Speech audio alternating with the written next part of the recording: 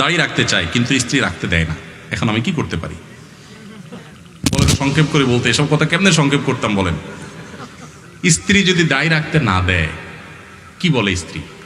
স্ত্রী বলে, দেখো তুমি দাড়িটা রাখিও না, কারণ তুমি দাড়ি রাখলে আমার কাছে ভাল লাগে না, কিরম খেত খেত লাগে, চাচা চাচা লাগে, আমার শরম লাগে, তুমি দাড়ি রাখলে আমার কাছে ভাল লাগে না, এই তো বলে স্ত্রী।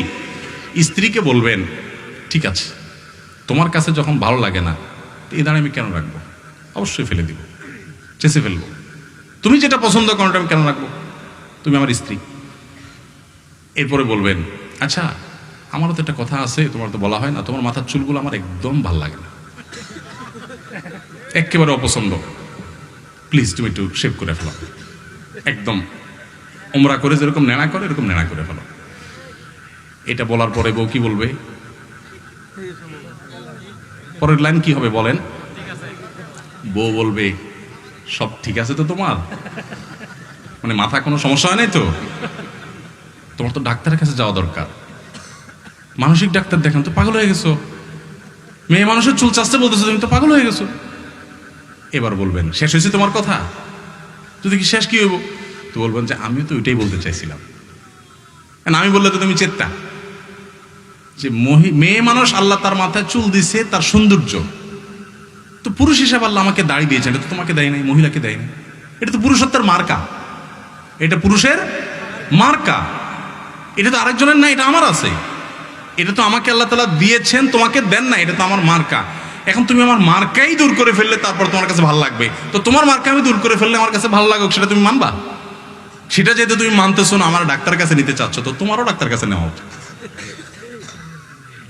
এই জন্য আমি বলি, আপনারা রাগ করেন না, যাদের কাছে দাড়ি ভালো লাগে না তাদের হরমোন টেস্ট করা উচিত। তারা আসলে পুরুষ না মহিলা? কারণ পুরুষের কাছে দাড়ি ভালো লাগবে, মেয়েদের কাছে দাড়ি ভালো লাগবে না, এটাই স্বাভাবিক, আল্লাহ এভাবে সৃষ্টি করেছেন, তাই না? এখন পুরুষ হওয়ার পর আপনার কাছে দাড়ি ভালো লাগতেছে না, অথবা কোনো মেয়ে মানুষ সে পুরুষের মুখে দাড়িটা সহ্য করতে পারতেছে না, তাহলে এটাকে আসলে মহিলা কিনা এটা টেস্ট করা দরকার, এটা হরমোন টেস্ট করা উচিত। ভাইরা আমার, আপনারা রাগ করবেন না, আল্লাহ তাআলা এই দাড়িটা পুরুষকে দিয়েছেন, মোষটাও পুরুষকে, এই জন্য মোষ একটু একটু ছোট ছোট থাকতে হয়, আর দাড়ি লম্বা তো এটা আলামত।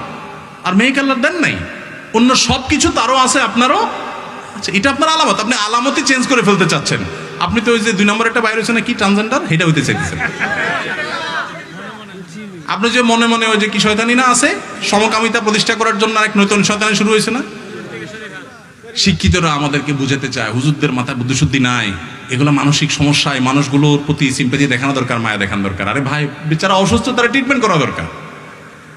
ট্রিটমেন্ট না করে আপনি সেটাকে স্টাবলিশ করতে আসছেন।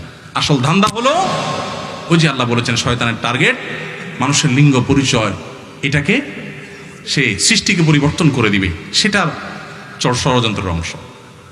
এরা কতটা অ্যাগ্রেসিভ আপনি কল্পনা করতে পারবেন না। এজন্য চায়না এবং রাশিয়ার মতো দেশ বলেছে এরা হলো জঙ্গি এবং সন্ত্রাসী। এরা পৃথিবীতে অ্যাগ্রেসিভলি এটা সব জায়গায় ঢুকাচ্ছে, আমাদের পাঠ্য বই না, শুধু সব জায়গায় ঢুকাচ্ছে, শুধু আমাদের দেশে না, সারা পৃথিবীতে পুশ করছে গায়ের জোরে জোরে। এরা বলে মত প্রকাশের স্বাধীনতা, কিন্তু আপনার মত প্রকাশের স্বাধীনতা নেই, আপনি তাদেরটা মানতে বাধ্য। এরা সেভাবে পুশ করাচ্ছে। তো যারা দাড়ি দেখতে পারে না, আমার কাছে তো সন্দেহ হয় যে এরা আসলে কি, পুরুষ না মহিলা। অতএব দাড়ি যাদের অপছন্দ হয় মহিলা হয়েও, তাদের হরমোন টেস্ট করা উচিত।